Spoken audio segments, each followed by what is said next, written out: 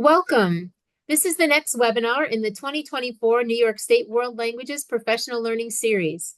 My name is Candice Black, and I am your World Language Associate in the Office of Bilingual Education and World Languages of the New York State Education Department. Welcome to Interpretive Communication for Classical Languages. What does interpretive communication for classical languages look like in action? This session takes a deep dive into planning for and facilitating interpretive communication using authentic resources. Learn about before, during, and after task designs to enable learners to understand, interpret, and analyze authentic resources. You will see examples of the interpretive mode applied to various text type at checkpoints A, B, and C, and will come away with new insights into Standard 1 and multiple strategies for scaffolding your learners' interpretive communication. Our webinar presenter today is David Pellegrino. David has taught middle and high school level Latin and Spanish for 33 years, and he recently retired from Pittsford Mendon High School. While teaching full-time, he was the department leader of the World Language Department at Pittsford Mendon High School for over 20 years. Over the course of his career, he has presented many pedagogical workshops and continues to do so both at the local and national levels. He is currently the treasurer of the Classical Association of the Empire State. Without further ado, it's my pleasure to invite David to begin this webinar. Thank you so much, Candy, for today and all your efforts at the State Education Department on our behalf. And thank you, everyone, for being here today. I also need to thank Bill Heller and Dr. Joanne O'Toole for all their support in helping me to bring to all of you this workshop catered to classical language teachers. Thanks again go to Bill Heller, who is changing the presentation slides for me today. Here are symbols that you may be familiar with if you've come to our other workshops. Please keep your microphone on mute. There may be some moments where we ask you to think alone. That's the thought bubble. Please don't put anything in the chat or unmute, just be thinking. If we do invite you to put something in the chat, we'll show you that green chat bubble. When content is made available in our Google folder, you will see the folder icon.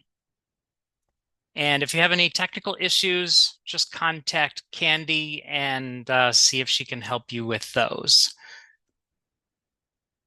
To keep you updated, here are modern language workshops, which classical language teachers are certainly welcome to attend, especially if instructors are teaching both modern and classical languages. The first one is enhancing instructional design, aligning your daily practice with the revised standards. Checkpoint A, proficiency assessment item writing workshop for modern languages, and using authentic resources for proficiency development from checkpoint A to checkpoint C. And now for classical languages, checkpoint A, benchmark proficiency assessment item writing workshop for classical languages on Tuesday, November 5th. And that's pretty much an all-day affair. And then we also have one in December, classical language lesson planning from unit plan to lesson plans, putting all the pieces together. So we have 4 goals for today, starting with, I can interpret what is meant by the wording of Standard 1 Interpretive Communication. I can identify purposes and strategies for preparing and supporting learners to interpret authentic resources. I can identify ways to meaningfully apply Standard 1. And the last one is I can identify purposes and strategies for extending learners' interpretation of an authentic resource. So this is Standard 1, Interpretive Communication. You'll notice the icon at the top with all those arrows pointing in, because it's reminding us that this is a standard that is all about input. Here is a brief definition of Standard 1. Learners understand, interpret, and analyze what is heard, read, or viewed on a variety of topics, using a range of diverse text including authentic resources. You'll see the blue represents our three language functions: understand, interpret, and analyze. The green represents the language skills that our learners will be using, hearing, reading, or viewing as they engage in interpretive communication on a variety of topics, which is the context. Of course, these variety of topics come from our New York State World Language themes and topics, and cultural information comes from our authentic resources whenever possible. So, interpretive communication was very intentionally made our standard one because it is our input standard. And as we know, input serves as the starting place for all language acquisition. It promotes meaning, and it also can promote learning of content and the learning of culture. Input provides purpose for the subsequent output. Let's break down the definition a bit to look at the components of it. Learners understand, interpret, and analyze. These are the language functions, and they are literally scaffolded on the next slide. This slide shows what can be meant by the three interpretive language mode functions. At first glance, you might think that they describe what is expected at checkpoint A, B, and C. However, this isn't really the case. Students should be able to do all these things in all levels in varying degrees. You'll see at the bottom we have understand, but we don't really put understand in learning objectives or in our can-do statements because measuring understanding is difficult because it is too broad of a word. There are many ideas that represent understanding and many different ways to express the language function of understanding. Thus, we might say that students will be able to recognize derivatives, identify facts, sequence, identify topic and subtopic, and identify main idea and details. And when you go up to the interpret, you can make inferences, you can predict, you can draw conclusions, you can guess meaning from context, and you can make cross-cultural comparisons. And at the very top, analyze. You can identify the author's perspective, identify cultural perspectives, compare cultural perspectives, and express personal reactions, which certainly can be done at all levels of classical language learning. The second element of the interpretive mode is what is heard, read, or viewed. Here is where the language skills are embedded into the standard. Notice that the language skills are part of the interpretive mode standard and that all of those are input focused. What is heard, you can see we have someone who's listening. What is read, we have someone who's reading. And what is viewed refers to multimedia of sorts on a variety of topics. This is where the standard is referring to contextualization. These topics come from the New York State Classical Language Themes and Topics document. 3 columns are here representing 3 themes: identity and family life, physical environment, geography and travel, and daily life and societal institutions. And underneath each one of these themes is a set of topics. And not to be outdone, we have another slide for you. We have 3 more columns with the remainder of the themes, with the corresponding topics below: history, government, and economics, religion, myths, and legends, and literature, architecture, and art. Drawing on a range of diverse texts, including authentic resources, These can be sources of input, including a cultural component. This slide describes what authentic resources can be for classical languages. Unedited and unsimplified texts in print and visual formats, prose and poetry, images and artwork. These authentic resources were created by and for members of the target culture for real-world purposes other than language learning. The next slide has a great place for looking for authentic resources, and it's called the New York State World Language Standards Initiative Authentic Resources Wakelet. At the bottom, there's a link to the full Wakelet. And underneath that link is one that is specifically to the Latin Wakelet. Okay, let's start putting these ideas together. The first step is to select a thematic focus. We already know that we have a list of themes and topics, but we want to remember to put those together to create interdisciplinary units.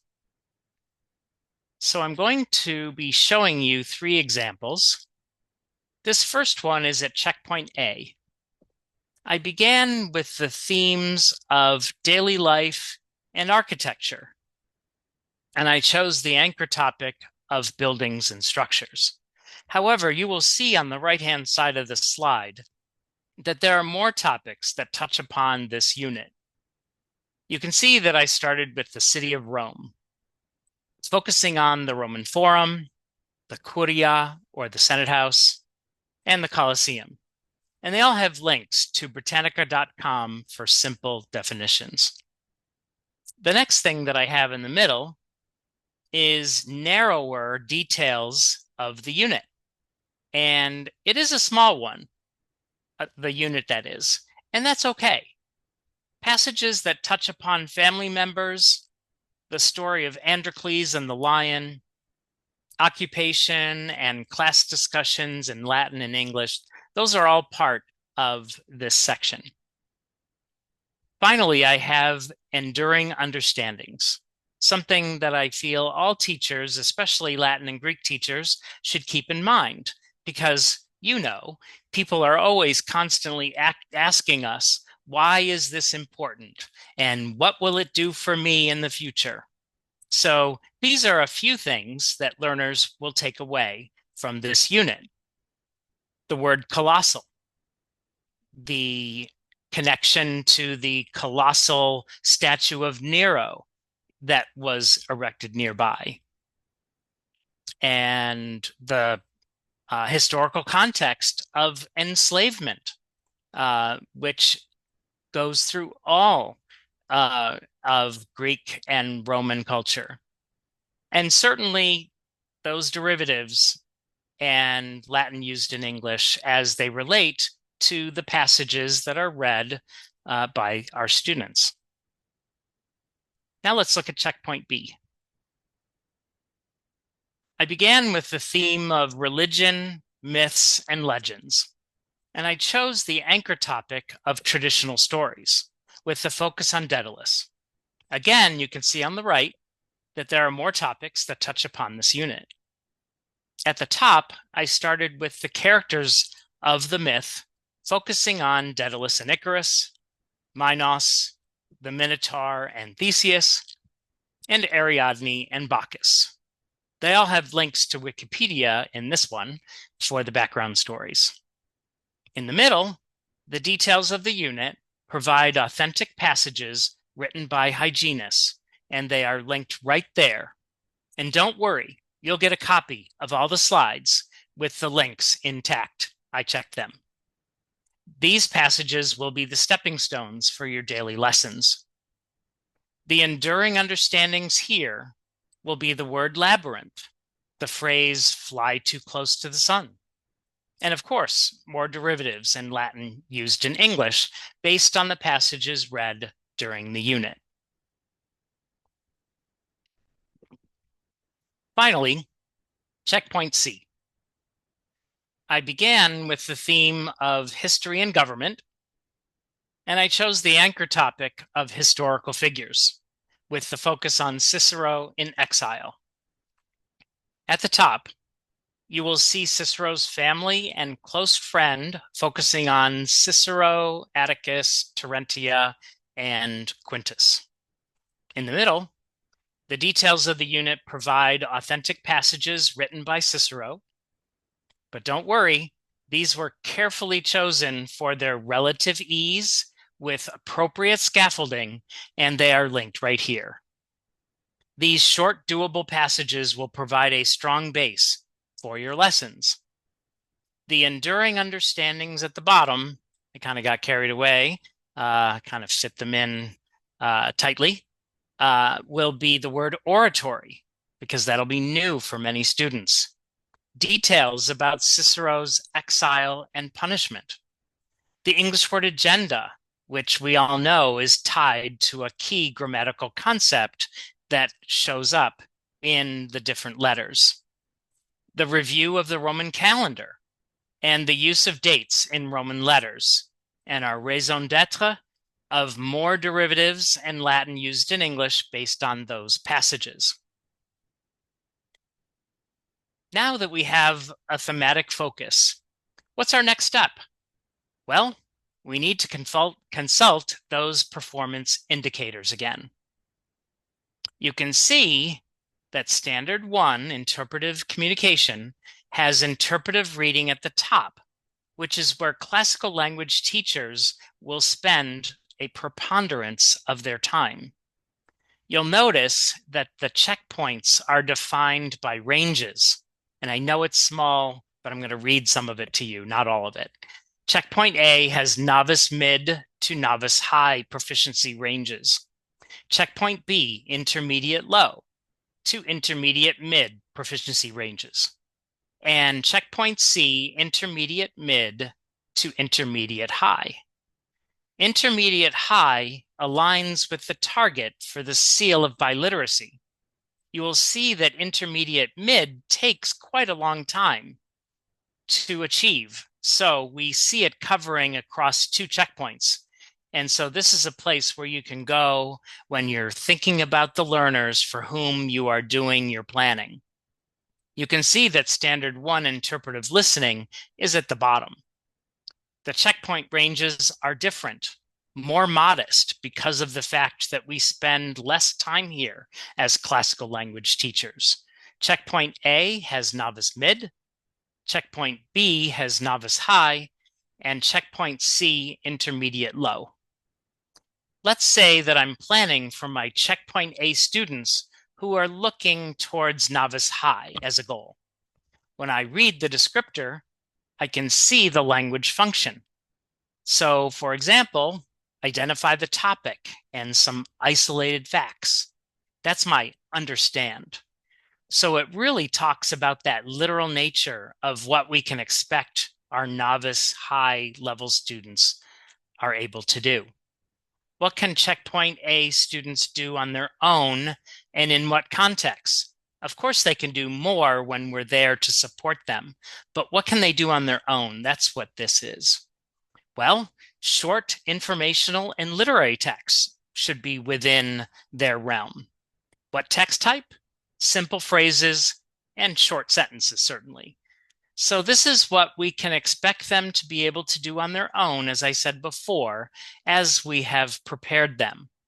We want to make sure that we're designing our instruction and our tasks for students that are at levels appropriate for the checkpoint. Does it mean that we can't go to the next level up? Certainly not. You can always do that. However, be sure to add appropriate scaffolding, glosses, closed passages.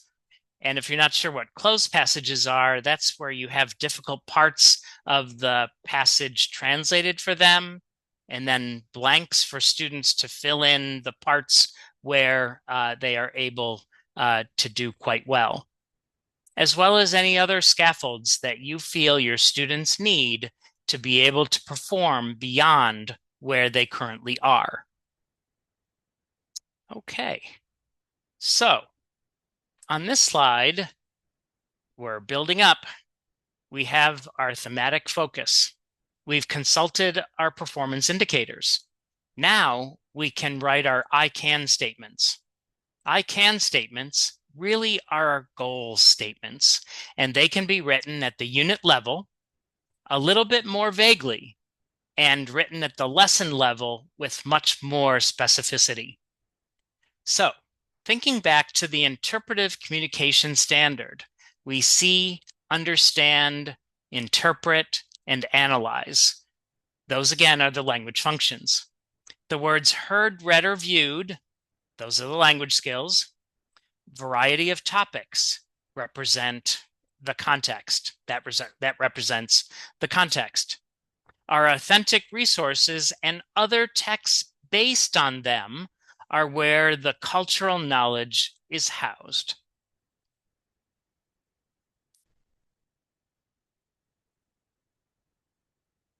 Do you remember those 3 thematic unit plan brainstorms that I shared with you a little bit ago? Let's take a look at simple I can statements that might accompany those checkpoint A, B, and C examples. So at checkpoint A, I can identify the story elements of Androcles described in a passage based on that of Nepos. So identify is the language function. The story elements of Androcles provide the context for reading. The cultural knowledge is firmly rooted in the authentic resource written by Nepos, although the passage that these checkpoint A learners will read has been brought within their appropriate reading level. At checkpoint B, I can analyze the actions and events in the Daedalus story described by Hyginus. Again, analyze is our language function, and the actions and events in the Daedalus story provide the context for reading.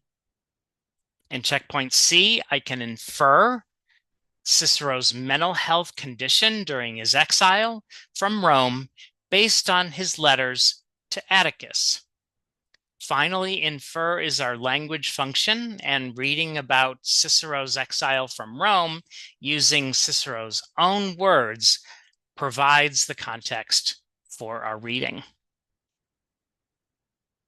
Putting it all together, we have a thematic focus, consulted our performance indicators.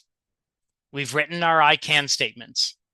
Now it's time to design meaningful learning tasks for before, during, and after use with the authentic resource or other text. So what does a sequenced set of tasks look like when used with interpretive communication? I would suggest that it starts with an authentic resource, or certainly a resource based on one. That is the text that our learners are going to interpret. From here, we set our tasks with which our learners will engage before they begin the interpretation of the task.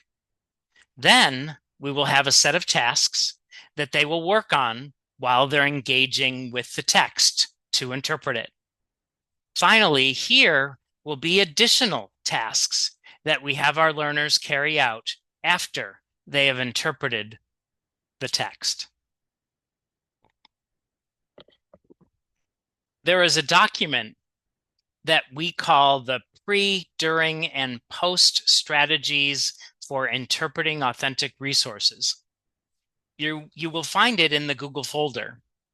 It is a multi-page document that includes an overview. It has a set of icons of different kinds of authentic resource types, a set of suggested teacher actions, and suggested learning tasks organized by pre, during, and post interpretation, with pre-interpretation strategies in 7 categories, during interpretation strategies in 7 categories, and post-interpretation strategies in 8 categories, followed by a glossary of all the strategies. So if you'll indulge me a little bit, I would like to give you a tour of the tool so that you'll know how best to use it. So the first thing you'll want to consider is what some of the suggested pre, during, and post interpretation strategies. And if you are reading them and you're not sure what that is, you can check that glossary, which is really helpful. Every time there is a term in the glossary, it is capitalized and it has an asterisk after it.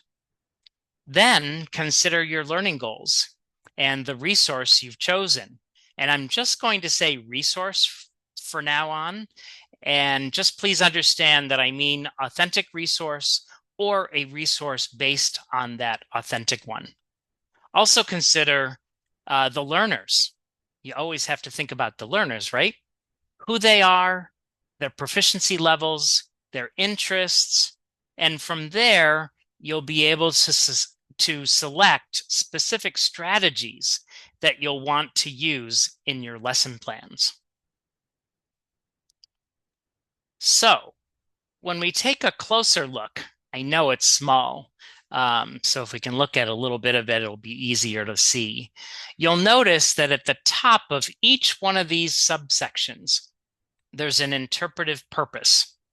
You can see that I've highlighted in pre-interpretation that one of the purposes is to focus or pique learners' curiosity about the topic, the theme, and even the concept of the resource. Then in the left-hand column, you'll see suggested teacher actions that have some options and some variations. We've included the icon if we think that this is a strategy that would work particularly well with a given authentic resource type. Over to the right, there are suggested potential learning tasks, again, with options and variations. So we can see, for example, in the first teacher action, display a visual. When we give you ideas of what kind of visual you might show, we point out with our little picture icon that this needs to be an authentic resource that is a visual. You might have the learners respond to that visual, for example. You might have them react to it. You might have them say what they know about it. You may have them make a prediction about it, etc.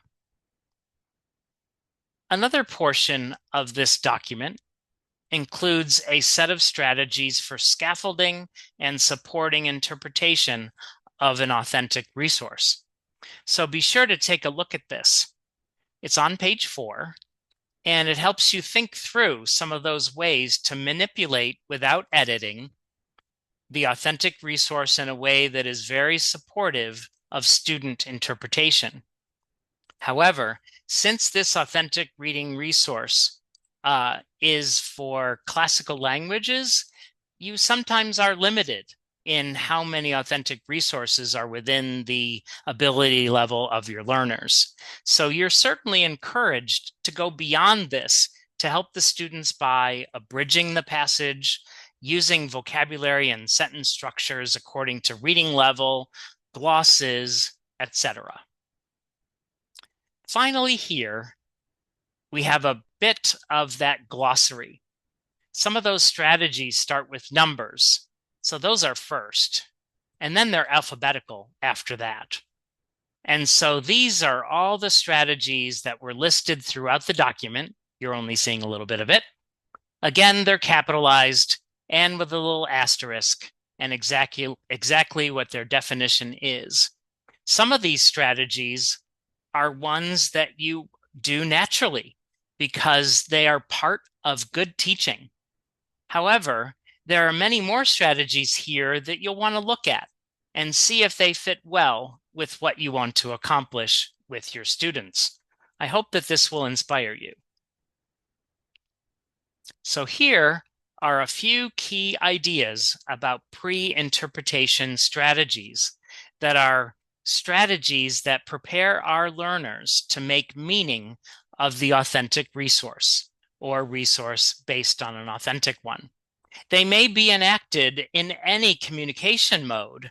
So even though we're talking about interpretation, we may have our students chat with a partner and do something interpersonally or write something down presentationally, all with the goal of supporting interpretive communication.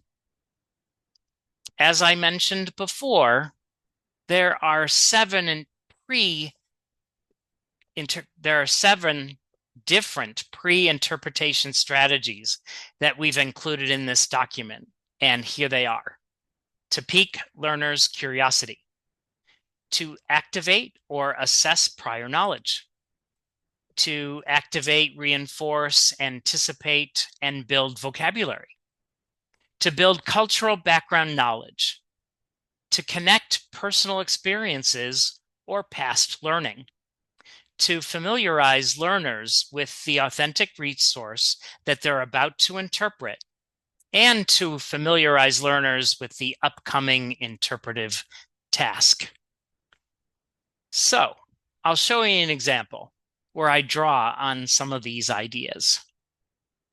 You can envision that this is being used with learners at the novice mid-level of proficiency. So that might be for learners who are in the relative beginning levels where our performance indicators remind us that our learners can identify the topic and some isolated facts.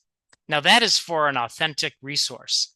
They certainly will be able to do more with a passage based on an authentic resource. The learning goal that I have is that I want my learners to identify or relate how stories inform them of insights into daily life. I've selected an image of the Flavian Amphitheater. We all know it as the Colosseum, of course. And it's an image as it is today with a beautiful blue sky. This is a great example of an authentic resource image. So looking at the pre-interpretation strategies, I decide I'm going to pique my learners' curiosity and have the learners view that image and think about what comes to mind when they see it. Then with a partner, they can share their reactions in Latin and in English. Finally, they are going to be ready to ask questions about what they wonder about this image. As a teacher, I will certainly elicit the reactions and find out what questions that the learners have. I might even write those down so that we can return to those later. Moving on to during interpretation strategies, we use during interpretation strategies to engage our learners actively with the content of the authentic resource and to support the learner's meaning making of that authentic resource. Again, we have 7 purposes in the document for during interpretation. They start with promoting our learners' literal communication, literal comprehension, reinforcing and continuing to build vocabulary, giving our learners opportunities to make inferences or predictions, and having them learn or learn more about the content and context, which may be cultural. We're having them make personal or interdisciplinary connections. And finally, to react to the content and perhaps even build empathy. So here's an example for during interpretation. I'm continuing with the same novice mid proficiency and the same learning goal. I can tell or relate how stories inform me of insights into daily life. I not only have the Flavian Amphitheater that I had my learners view prior, but I also have a reading passage, which is teeny tiny, and you'll get that passage, don't worry. I wrote this passage based on Aulus Gellius, called Androcles and the Lion. I go to my during interpretation strategies, and I decide I want to start by promoting my learners' literal comprehension. So I'm going to direct them to read the story of Androcles and the lion until they reach the end of the first paragraph. You'll notice that it's only about 4.5 lines, and that's intentional because I want to give them just enough information and not too much. I'll have them stop there, and then I'm going to have directions for them to answer certain questions based on what they read. That's the plan. So the learners will read that first paragraph and answer a couple questions based on the paragraph. Then they're going to write the question number right next to where the answer is found in the paragraph, which may be just a couple of words. I'll elicit learners' answers to those questions and the evidence that supports each answer. I do want to point out that I would do many more strategies, but this is just an example for now. And so, some key ideas about post-interpretation strategies are that learners can repeat or revisit purposes and strategies presented in the during interpretation section. We can even revisit those 7 strategies in the post-interpretation section. We really want to consolidate learners' meaning making of the authentic resource or the resource based on the authentic resource. We want to move the learners beyond the contents of that resource because we all know that there is much more that they can know. So we have 8 purposes in our document for post-interpretation, and those include consolidating learning and confirming understanding, confirming or refuting the predictions made earlier, analyzing characters, individuals, or groups of people, analyzing cultural practices, products, and perspectives, making personal or interdisciplinary connections, going beyond or extending the authentic resource, reflecting, and even hypothesizing the role of grammar when supporting meaning and facilitating the processing of grammatical structures. While that last one may seem beyond our beginning learners, certainly the importance of identifying the subject and the direct object of a sentence might be something that I would give as an example. Okay, so here's one last example. I'm continuing the same novice mid proficiency and the same learning goal. I'm going to my post-interpretation strategies, and I decide that I want to extend the authentic resource. I have added an authentic image of the Roman Forum. They have already read the passage in the link about a Roman boy, his father, and a grandfather who stopped by the Curia, or the Senate House. The father is a senator and needs to go into the Curia to work. That leaves the grandfather and the grandson to do something else. Just by chance, there are games going on in the amphitheater, and I thought it would be interesting to have the learners trace the journey from the Curia to the amphitheater. I would even let them use technology to see how long it would take to walk that distance. In addition, I provided the students with a graffito from Pompeii in the lower left-hand corner. It's a wonderful, authentic resource. I instruct them to give Latin words for what they see in the graffito. And I help them with vocabulary along the way, because isn't that what it's all about? So that was just an overview of interpretive communication, of the document, and of all the strategies, including the purposes of all those strategies and some quick examples of how to use the document and apply them. How about we look at two more examples, one at checkpoint B and one at checkpoint C, with some different authentic resources. Here's an example at checkpoint B, level 3.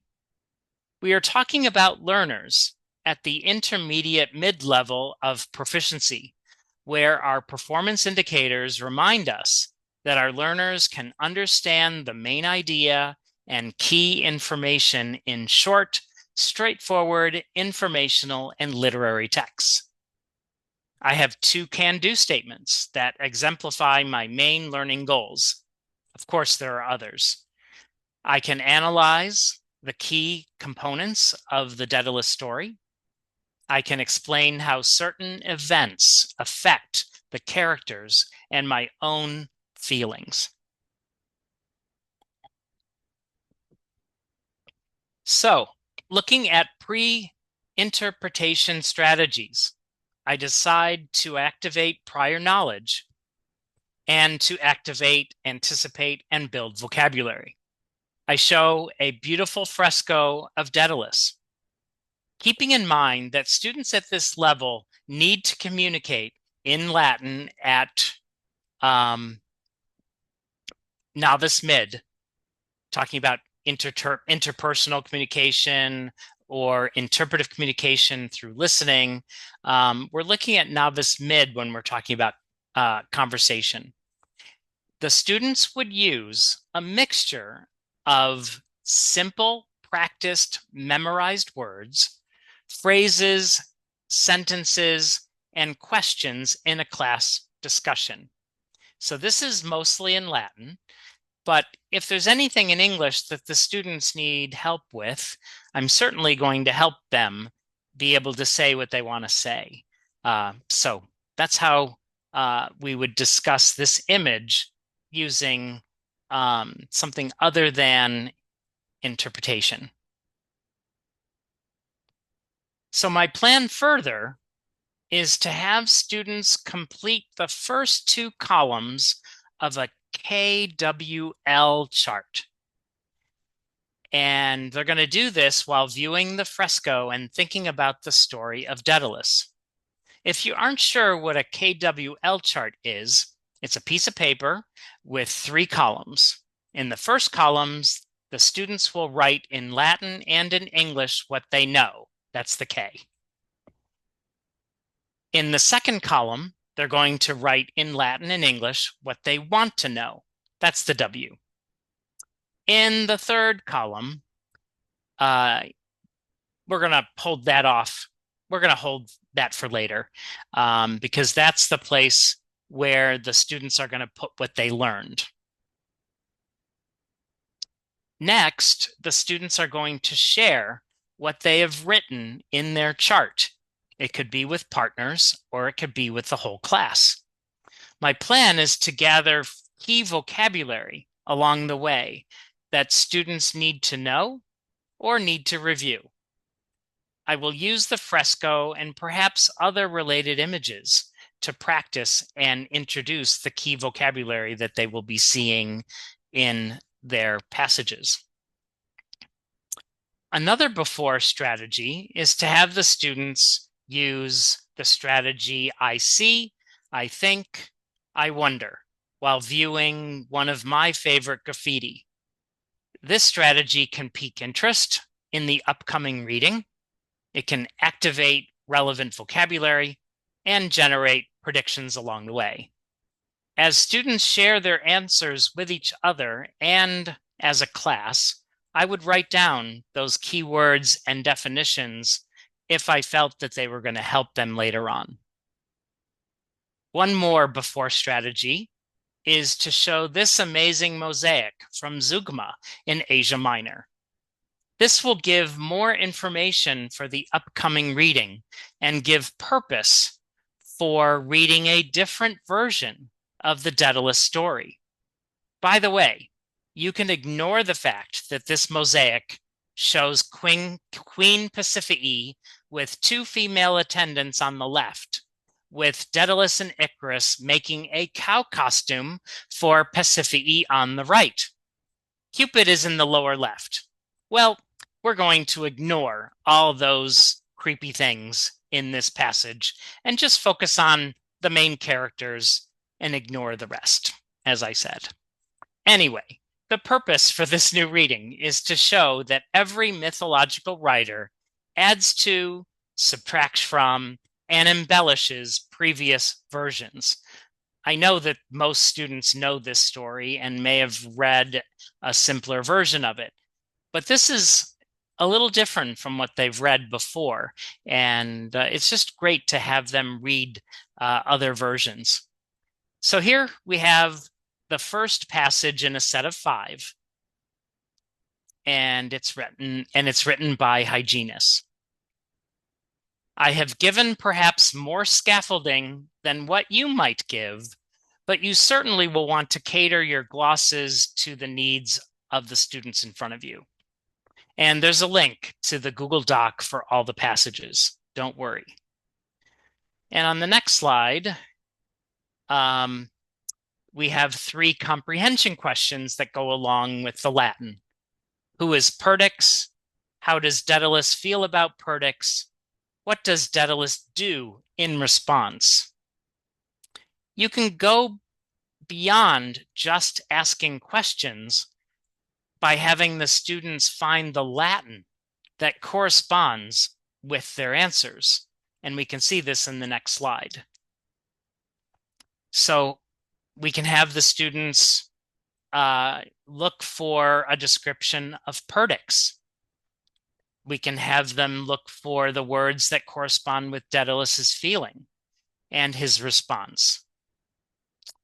And we can see that Perdix was described as the son of his sister. Daedalus's feeling is envy of the craftsmanship that Perdix shows. And the last one is the response, which is not the normal response, but his envy got the better of him. He throws poor Perdix off the top of the roof and kills him.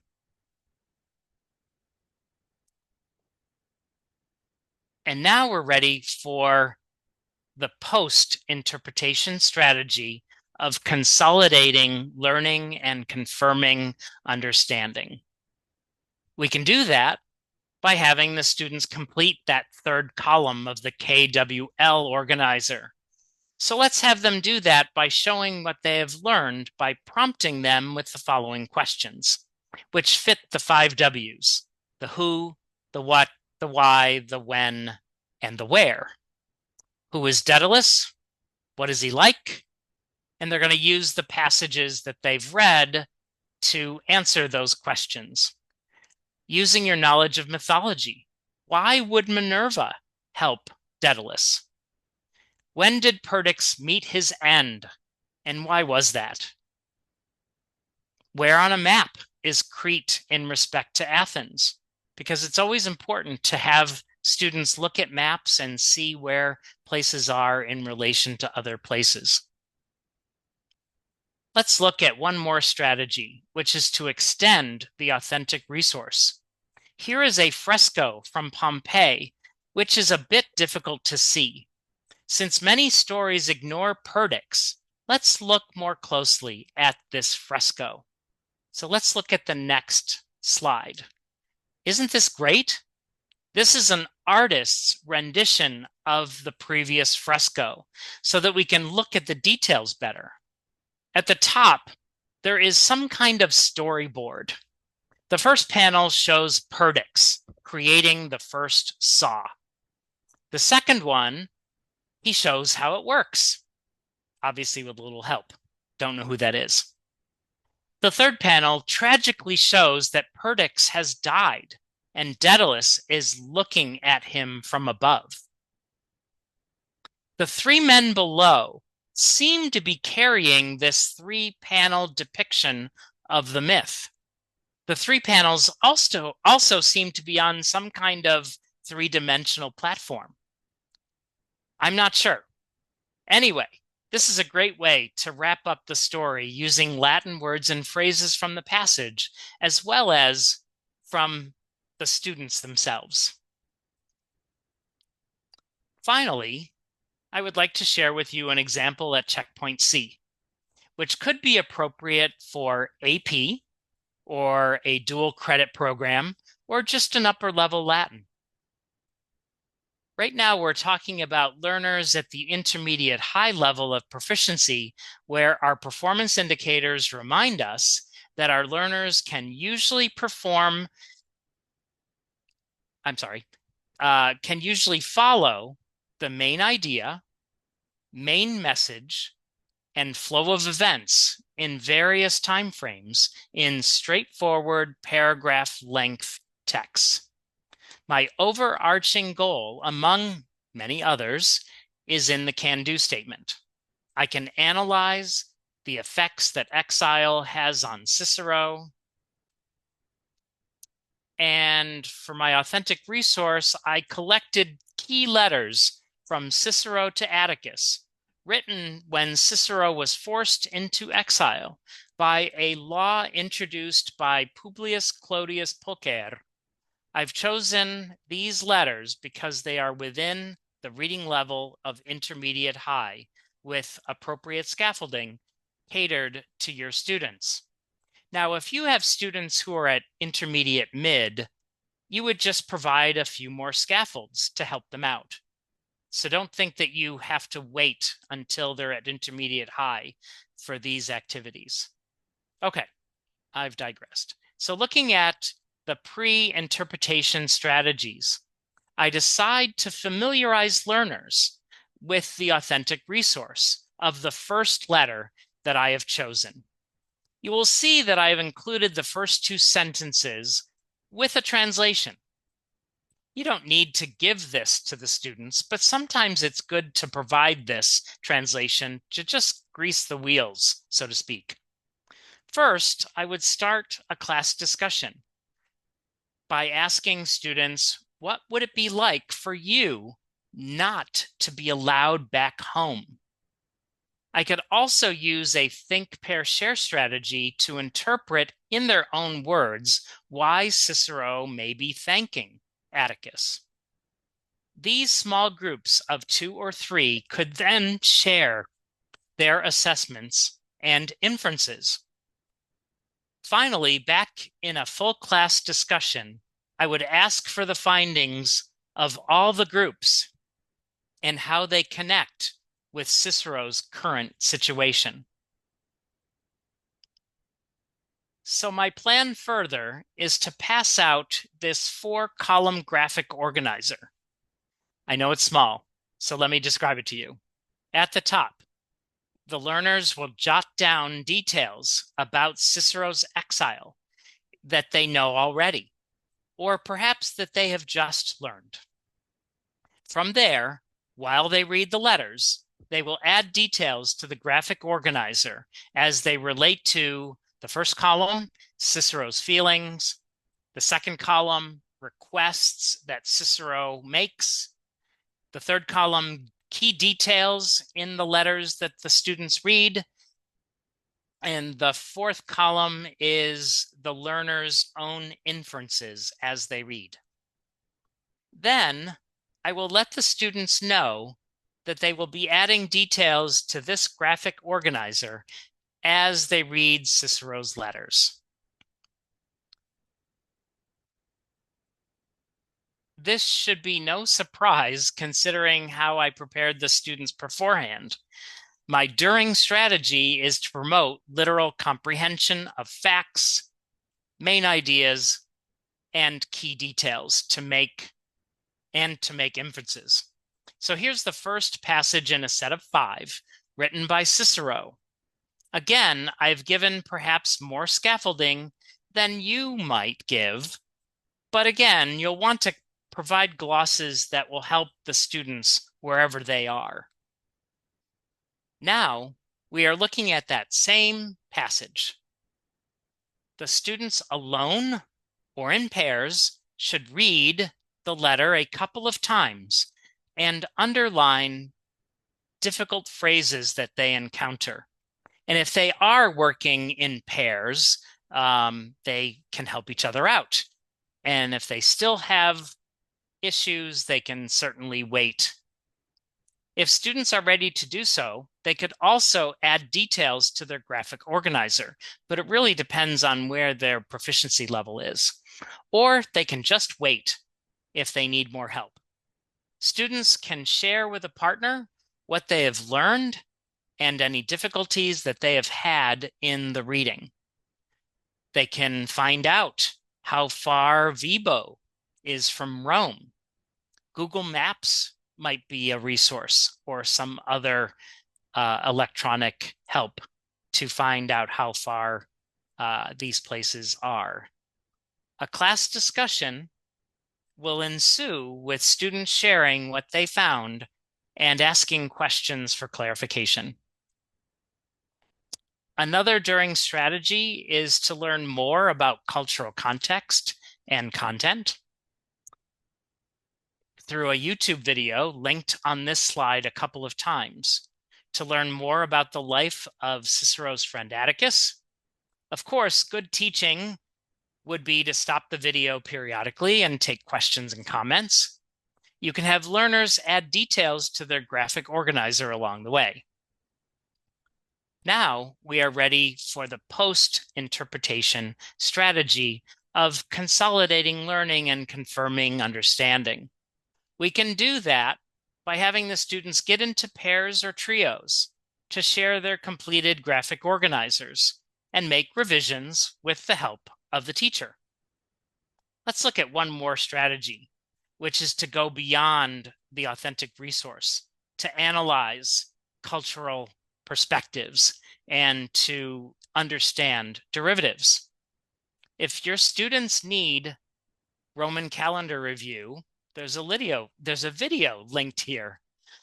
Learners look at a given letter and come up with English words that are derived from that letter. Learners can watch a video reviewing Cicero's Exile and Return. Learners can use the vocabulary from the letters that they read as a reference to read and understand Spanish and French. How's that for an enduring understanding? 20 años no son nada, y el show continúa. Gracias por venir. You can see that the students will be able to come up with keywords like 20 years and continues and thanks and coming. You can look at the French and see vivre en amour tous les jours, s'aimer tout le temps. And here they can see to live in love. They may not be able to get the jour for days, but to love all the time. Totum illud tempus. They're not going to get every word, but they're going to be able to get a sense of what these specific song lyrics say. And I included links to those YouTube videos so that you could see the whole song. Okay. How did we do with our 4 goals? I can interpret what is meant by the wording of Standard 1. I can identify purposes and strategies for preparing and promoting learners to interpret authentic resources. I can identify ways to meaningfully apply Standard 1. And our final one, I can identify purposes and strategies for extending learners' interpretation of an authentic resource. I hope we did okay. So that's our chat bubble. If you have any questions for me, you can put them in the chat and Bill will help me answer those questions.